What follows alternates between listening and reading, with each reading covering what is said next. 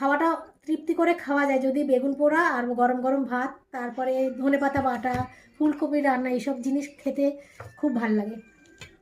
আর এই যে কালকে যে ধনেপাতা চাটনি করেছিলাম, এতে একটুখানি বেশি করে করেছি, তো 2-3 দিন ধরে চলে যাবে।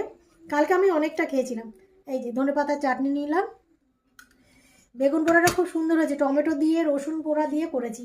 আর এই হচ্ছে কালকে যে ডাল করেছিলাম মাছের মাথা দিয়ে, সেই ডাল।